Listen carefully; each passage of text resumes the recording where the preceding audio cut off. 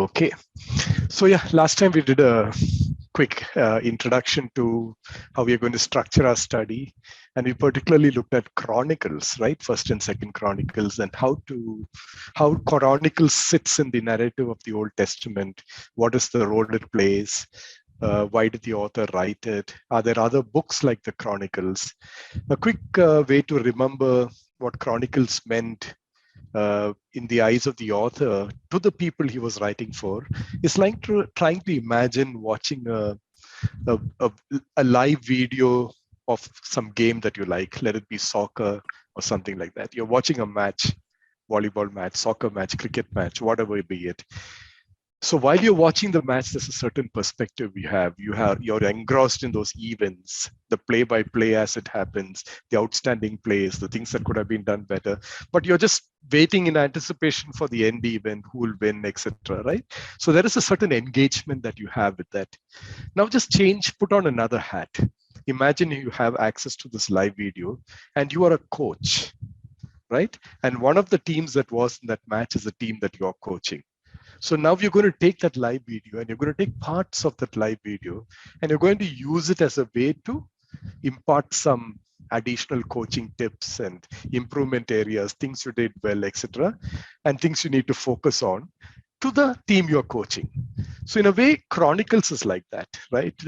We had all the books up till Second Kings capturing a set of events. All of them are captured after it happens, but they're more like a live recording of what is happening as it progresses. The focus is on capturing events. Chronicles is like after that. It's like a coaching. You're using the same thing and you're now coaching your team on how to do better, right? So that's just, I thought, a useful analogy to give before we step into studying Chronicles. Like what I said last time, we will spend a couple of weeks, probably 2 or 3 weeks, trying to catch up on Chronicles up to where we ended in 2 Samuel. And then we will do Kings and Chronicles together. So we'll try to bite off one big chunk today, first 4 chapters of Chronicles. I had actually sent out a challenge. I'm not sure how many of you were able to meet up to that challenge of reading the first 4 chapters of Chronicles without actually getting distracted. Was it possible? I think we'll just keep doing a free discussion, anything that you want to share and all of that, right? Through as we go along. I do have some questions, but if you want to interrupt at any time and throw in some thoughts. So I wonder what your thoughts are. But for me, even while reading to teach, to prepare, to lead this discussion, it's quite a challenge. Reading genealogies are always a challenge, right? So how can we structure the first 7, 8 chapters of Chronicles to make it more interesting, right? So for us to get something out of it was a challenge. So the first thing to look at, I thought, was let's look at what are genealogies itself. So a definition of genealogy would be a useful thing to have, right? So here is one definition that I was able to pick up for what a genealogy is. Just a second, please. Okay. So it's a written or an oral expression of the descent of a person or persons from an ancestor or ancestors. Something like it's a thread through which you can trace your ancestry and your origins. So genealogies can be descending, like Genesis starts with Adam and goes downwards all the way to Joseph's and the tribes of Israel that end up in Egypt. Or it can be ascending sometimes. And we see both of this in the Bible. For example, the genealogy of Jesus in Matthew chapter 1, 1 to 17 is a descending genealogy. It starts with Adam. Was it Adam or Abraham? I'm sorry. And then works its way to Jesus. Whereas in Luke, it's an ascending genealogy. It starts with Jesus and then goes all the way to Adam. And you will see the author's intent in the way a genealogy is arranged normally whenever you read the genealogy. For example, in Matthew, let me just get up that Bible portion.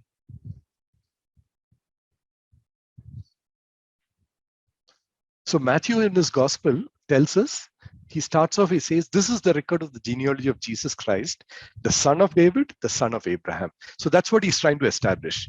Jesus Christ's genealogy, and he's trying to establish that he's the son of David, the son of Abraham, right? So that's his focus.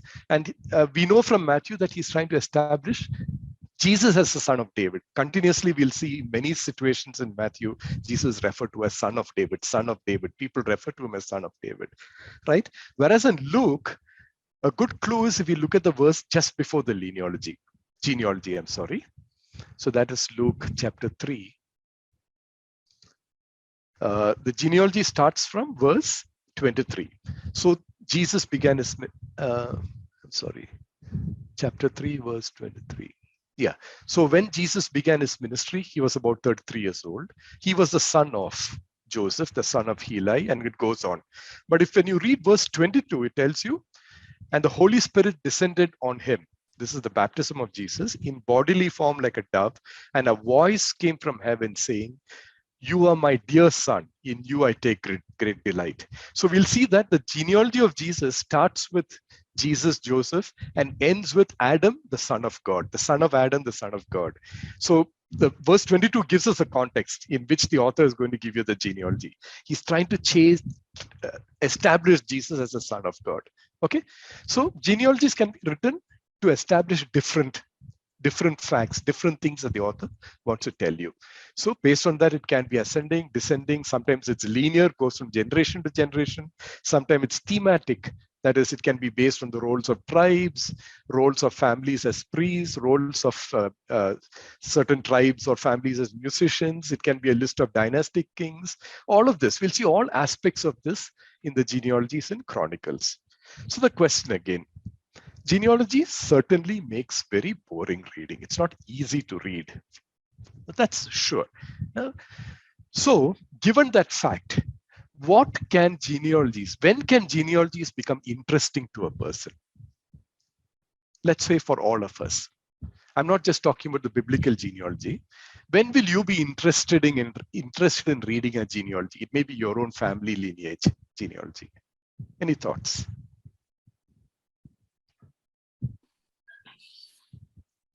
Probably when we are trying to connect an event or a person, and then we figure out that that person or that event was related to us, then it makes it interesting that how we are connected to that. Correct. So a certain situation or an event may make your interest in the set of people who are involved with that event and how it connects to you. True. It could also be in terms of looking at the achievements of people. If the person was a great achiever, of course, we look to study, do I fall into the genealogy of a great person? Sure. Yes, certainly. Especially when it's someone in your family. Exactly. You may be very interested in knowing, like if so-and-so is the president of India and you're related to him, you'd be very interested in tracing that genealogy, yes. Achievements, events, anything else?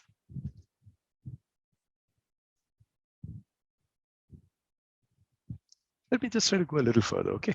So let me take two examples, two stories to tell you how genealogy was very important. I'm sorry, there was a chat that somebody had put up. Thompson said it was very interesting when you get to know about someone whom we know or want to know also. That's in terms of when genealogies become interesting, true. So here are two stories. One is this book called Roots, written by Alex Haley. Now, this is a beautiful story. It always was a book, one of the list books that I always tell my children also, you must read this book. It's beautiful. So it's written by Alex Haley, who is, I think, the 6th or 7th generation in the story that he's written. It tries to, he's a person who took great interest. He's a Black and he was a professor in a university, pretty distinguished person. He took a great interest in tracing his origins from his African origins. He is an African American. And that interest in him, in tracing his origin, was actually seeded by stories that his grandmother used to tell him, right? She used to tell him of his heritage of an African. There's a certain person named who was called the African, and there were some names and words that she passed down. And she talked about how this African came from Africa, and his name was Kinte, and he spoke about something called a Bo, if I remember rightly, Ko, which was an instrument. He used to call something like a stringed instrument like a guitar as a ko. And then he used to call rivers as bolongo. And she used to pass down these traditions. And Alex Haley's mom never liked it, actually, right? She used to keep telling her, why are you talking about this? And his grandmother used to say, if you don't know or care who you are or where you came from, well, I does. And so I will tell my grandson. And as a child, he sat in a lap, heard these stories, and it stayed with him. So he took a great interest in tracing it. And he did a lot of research. And then he wrote this book, which traces how from Africa, people were taken as slaves, brought to America, and how over generations after emancipation and after slavery was abolished, how he came out, right? So he traces these generations through his family. Very, very beautiful story. What made it come alive for me is the epilogue, right? In the end, he has these notes about what inspired him, how he went about tracing his roots. And he talks about how he went to Africa to try to find out more about his family, where he came from. And all he had was some words, some names like Kinte, Kunta Kinte, and that he was an African, that he used to refer to this instrument as a ko, and he used to call rivers as bolongo, etc. Right? So he contacts some people. He contacts another, I think, a researcher who tells him that this is probably bolongo is what rivers are known as, and there is this river called Kambi Bolongo, which is probably the name for the Gambia River. And then he puts him in touch with another student who comes from that area, where probably Alex Haley comes from. So this guy actually now tells him about these people called the griots, who are storytellers. Griots are people whose family tradition, as a family, I mean, they are trained themselves to narrate the history of villages, history of families. And on certain occasions, they invite these griots, important occasions. It may be a wedding, it may be the coming of age of someone in the family. They will invite them on these occasions to come and narrate their family history. And these griots have this oral tradition so well embedded in their mind, in their memory, that they can sit and narrate the story for 2 to 3 days. So they go so far back into the history of a family, and they can narrate without error and without repeating for 2 to 3 days. So one day, Alex Haley's friend, the student, finds out that there's a griot and who seems to know something about probably this Kinte name is coming up in his narration. So he takes him to an event where this griot is narrating.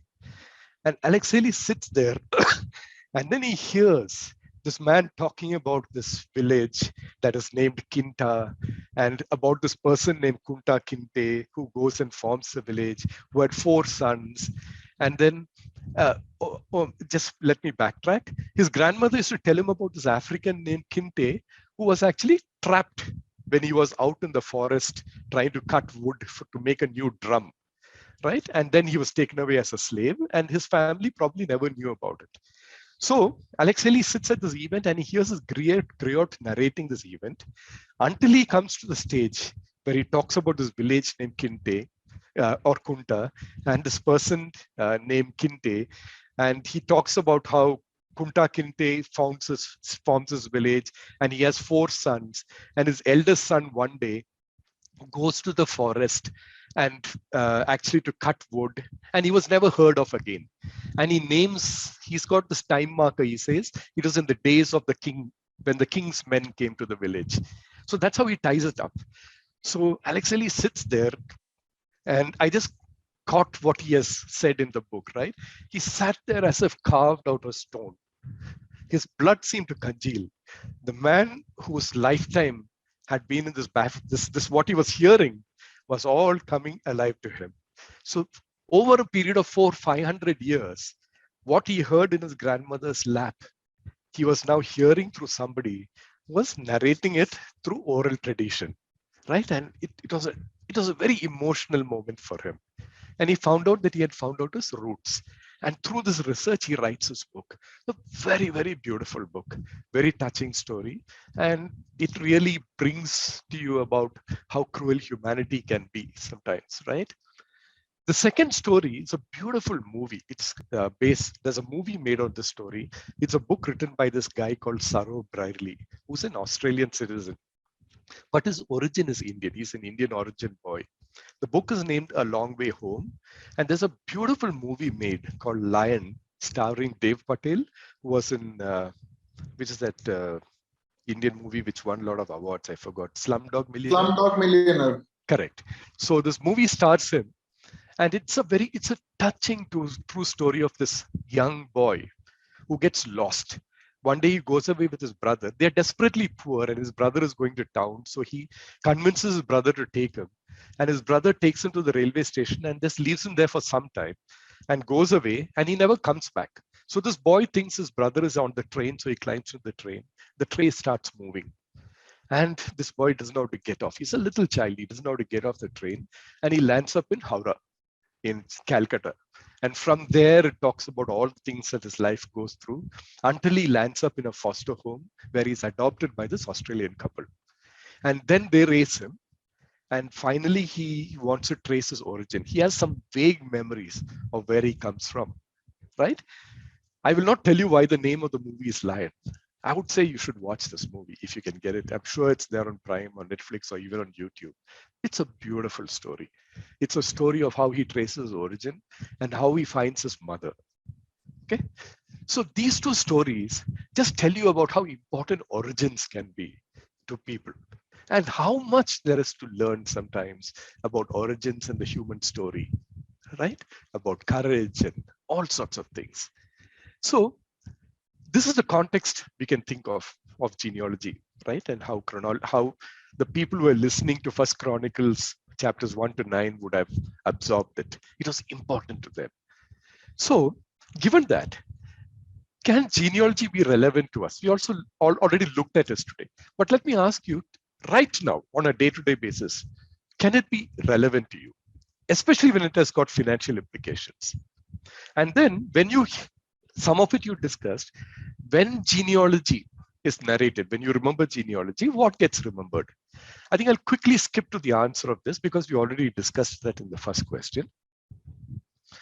So one way genealogy is currently very important to us is it comes from you can take the name, the word real estate, right? So real estate comes from, it's land.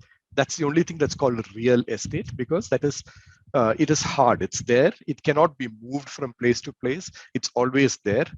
And estate, or it comes from because it was normally granted by kings as an estate. And it was also the way how your stature was established. So there are two ways estate kind of comes about, okay? And real because that is factual, right? So if any of you own property, you'll know that family trees are very important. It's important to establish ownership of the property. When you buy it from someone, you want the mother deed of that property. And there you has to state who got this property originally. How did they get it? Who are the others in the family? Are all of them okay with you acquiring this property? Otherwise, it can be contested in the future, right? So that is one reason why family trees become very important to you on a day-to-day basis today. Financially, it's important. Second is, like you all said, when your family name and reputation and how you identify yourself, right? Even in these contexts, family trees and your genealogy becomes very important. So what gets remembered? Key events, situations, actions of people, all of these are important when a genealogy is narrated. You'll rarely see when a genealogy is narrated and remembered that you'll remember dates, like say 21st April 1965. But you will remember an event of that date far easier, right? So in genealogies, when they are narrated and when you remember them also, but there are some dates that always stand out in your mind, like say you say Republic Day, Independence Day, all of these things. But very often it's events that you remember, and those become markers in genealogy, right? So this is something we will see this pattern occurring even in Chronicles. So the author of Chronicles thought genealogy was very important for his audience. It had special significance for him as well as his audience to whom he was writing. That's why he devotes 9 of 65 chapters to capturing genealogies. Okay, so now let's get into genealogy in Chronicles itself. We will run through the first 4 chapters quickly. I have some small questions as we go along. If you look at the first chapter, you will notice that the key markers, like I said, you won't see dates, right? But you will see key things happening. How do you notice something is key? Just look at the description there. The first key thing you'll notice is when you read the first 4 verses. It's 4 verses with just a set of names, which ends in Noah.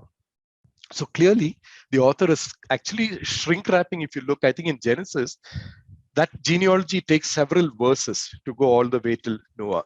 Whereas Chronicles, he just shrink wraps it from Adam to Noah in a space of 4 verses, which is just 7 or 8 words. So one key time marker is the appearance of Noah, and we know what by Noah was significant, right? And then afterwards, there are some key people called out.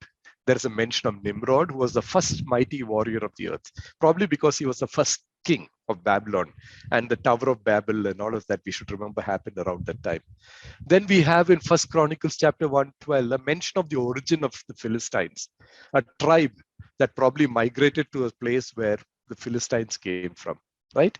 Then we have the name of a person named Peleg, and we are told it is in his lifetime that the earth was divided.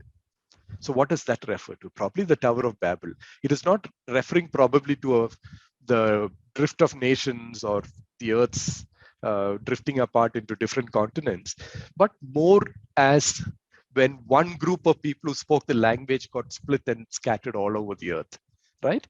Why do I say that? If you see Genesis chapter 11, you'll notice there's a genealogy that goes all the way to Peleg.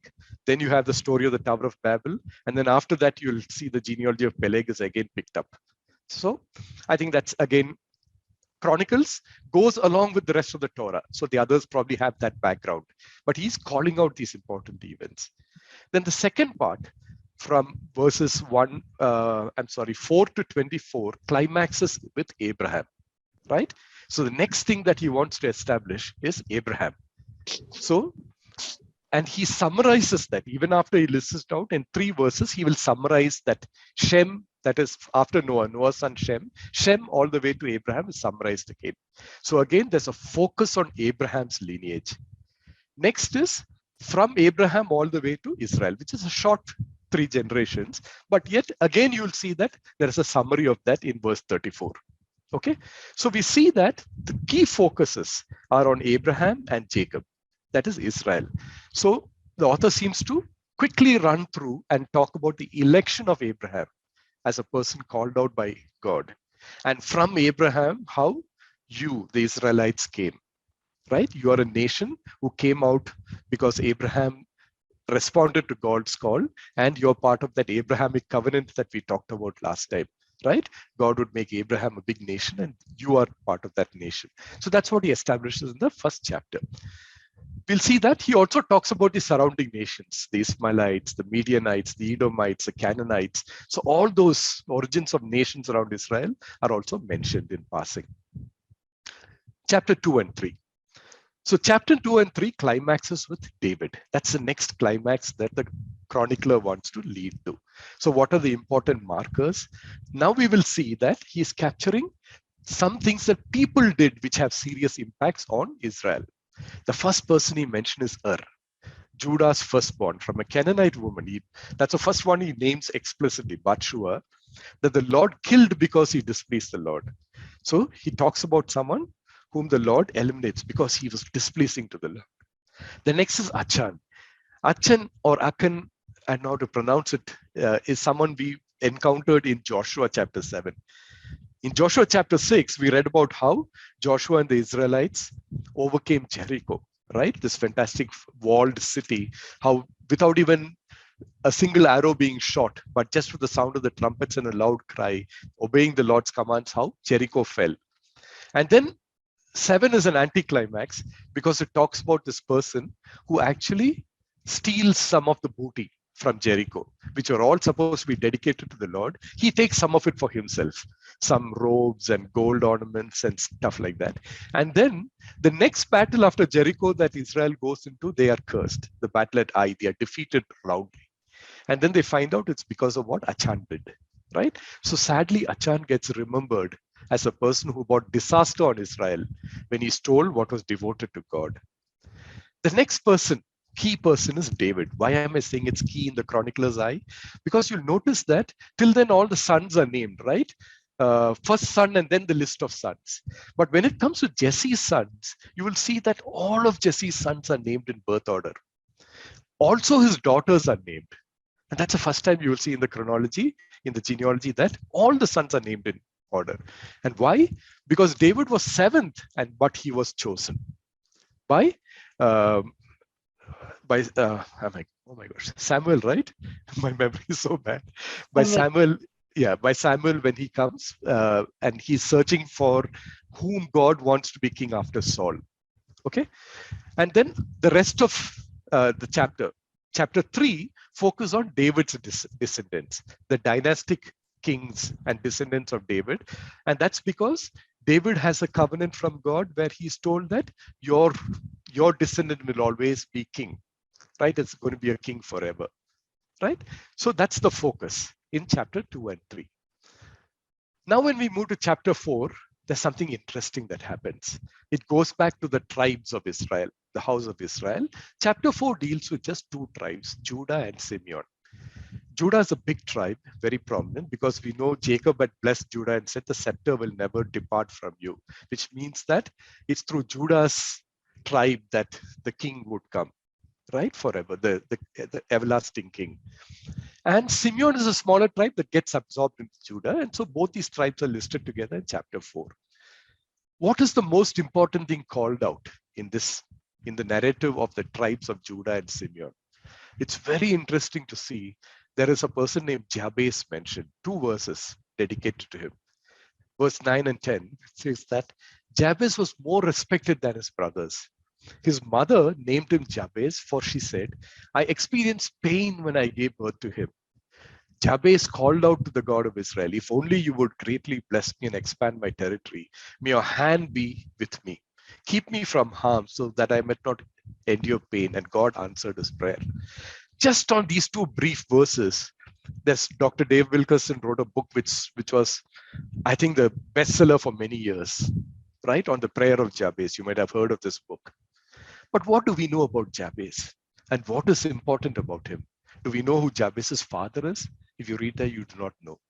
Is Jabez's mother named? She's not known. You don't know who it is. Who are Jabez's sons? You have no idea. All you know that his mother gave him a name that he probably never would have wanted to be named. She named him Jabez, which meant cause of pain, right? Because she experienced pain. What was the pain that she experienced when she gave birth to? We do not know, right? His father was not named. Was it that she was a widow? Was it that it was an illegitimate child? Was it that there were some difficulties in birth? We have no idea, except that she gave him a name that seemed to indicate that he was a cause of pain. Was that supposed to be the past or futuristic? We don't know. But you can imagine how people always thought of him when he was called out, Jabez, source of pain, right? Yet why was his prayer so important that the chronicler had to capture his prayer? Just look at the prayer again, okay? What do we know about what was known about him? We know what was unknown. We do not know his father. We do not know his mother. We do not know his sons. Yet we know that he is counted in Judah's lineage. And 2 verses are dedicated to a prayer that he made, right? We know that his mother birthed him in pain. We are also told that he was more respected than his brothers. So among people who were listed out and among brothers who were not named, he was a standout person. And we know that his prayer was standout because it was captured in its entirety. Probably there was a town named after him too. I do not know, because there's a town in 1 Chronicles chapter 2, verse 55, which is named Jabez. Was it named after this person? I don't know. So what are the characteristics that makes Jabez's prayer such a standout prayer? Just look at that. What are your thoughts? Yep. So let me just move on. So I just kind of underlined some of the key phrases there. One is there is an acknowledgement that the Lord is the source of all blessings. We are told Jabez called out to the God of Israel. Why should it be called the God of Israel? I was just wondering, probably that is the reason why some people say probably he was illegitimate. And that's why his mother experienced great pain when she gave birth to him. Or she was probably sexually assaulted, and that's how he was born. I don't know. So he was probably not even considered as he was included when he was narrated along with Judah, but probably he was not seen as part of Judah, right? So that's why he's referring, he called out to the God of Israel, if only. So he had this acknowledgement that the Lord of Israel was the source of all blessings, which is like what we saw Rahab do too, right? She acknowledged the Lord of Israel and said, like, it's your Lord who is going to actually give you victory. And that's how we know how she sided with the two spies, Joshua and Caleb, right? So here we see the same thing. So he's calling out to the God of Israel, if only you would greatly bless. So he knows that the God of Israel is the source of all blessings. Second, prayer is a fulfillment, can bring fulfillment of purpose, despite what others think and expect of you. So when you have if regardless of what others think, if they dismiss your ambitions, if they dismiss what your goals are, and if you have a goal which is in line with God's purpose for you, God can answer that prayer, right? Because Jabez said that, right? If only you would bless me and expand my territory, may your hand be with me. So he's saying on a continuous basis, this may your hand be with me is a continuous thing. On just like saying, give us this day your daily bread. And so he's saying, if your hand is with me, if you will bless me, my territory will be expanded. That is, I have a larger influence. I will leave my mark. My life and my legacy will stay on beyond me. So that's his prayer, right? He wants to leave a legacy, right? Then prayer can overcome your identity crisis.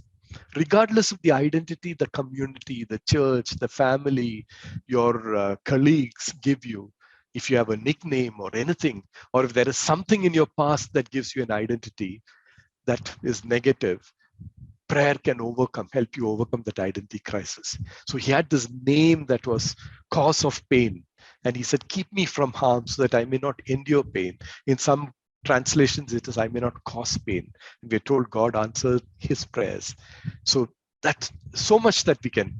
This is the reason why the prayer of Jabez is called out. Okay. So when we look at this, right, when we get into this, just as a parting introspection. So while we were studying, when we study and remember genealogy, we must continuously remember that we are also participating in personal histories, in personal genealogies for the future. So there's a legacy aspect to our lives, right? Consider the contrast. We saw some of the events and peoples and why they were remembered, how some people were remembered for the things that they didn't. Was remembered because he did evil in the sight of the Lord. Achan was remembered because he brought a great crisis on Israel. Jabez was remembered for his prayer. David was remembered because even though he was small and young in the eyes of his own family, God picked him because he was a man after his own heart. So when you compare Old Testament, I just took two pairs of characters, David versus Saul, Paul versus Judas. When you take each pair of characters, right, both pairs were responsible for terrible acts. All of them were responsible for murders, for death, for killing. Yet, one of each pair is remembered as a biblical hero. Right? So, it's very interesting, isn't it, that you have both characters. And you will see this even in, I very often, I always remember this story of the person in Madras Lamon, right? He was remembered for two extremes. He was remembered in the papers for two things. One, as the most famous murderer in Kerala. Second, as a person who was highlighted as a model citizen, receiving an award from the President of India. Right? So regardless of your past, what is it that will make your legacy stand out? So what is it that matters in our lives? In the history that we are carving and leaving for our children, what is it that matters? It's just an introspection, parting introspection. I wasn't thinking of it as a breakout thing, We could do it as breakout, depending on what you think, or we could just discuss it in this common room.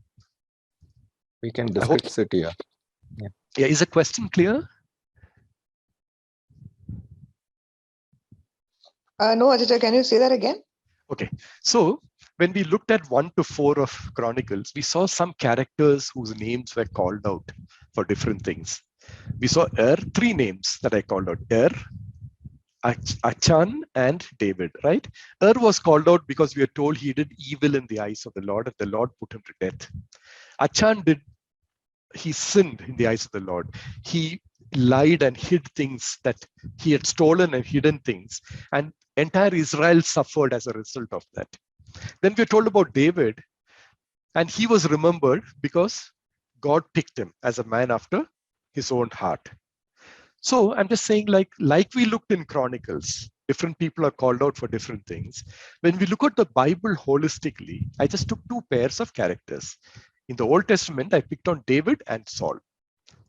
Who was more remembered as a hero? Clearly David, right? Why? Both of them were murderers, right? Both of them killed people. Both of them were murdered. Saul continues to murder David also. Paul and Judas in the New Testament. Paul was out there trying to stone the Christians, right? He wanted to put to death the Christians. He was an eyewitness in the stoning of Stephen, we were told. Judas, his response, he was the one who betrayed Jesus, right? He was also, in a way, if you look very humanistically, responsible for Jesus being handed over and being sentenced to death, being killed. Yet Paul is remembered, even though he also was responsible for death. Paul is remembered, David is remembered, but Saul and Judas are not seen in good light in the Bible. So, regardless of what happened in your past, what can you do in your future, in the lives that you lead, that will result in you leaving a legacy? What is important in our lives? Is it the past? Has it got to rule your life? Remember Jabez's prayer also. What dominates? Every one of us is writing a legacy for our children and the generations after us, right? So put these things together: Paul versus Saul, David versus Saul, Paul versus Judas, Jabez's prayer. And what is important in our lives? What should we give priority to in the history that we are scripting for our own families in the future? The legacy that we will leave for our families. It's a long question. Is that okay? Understood?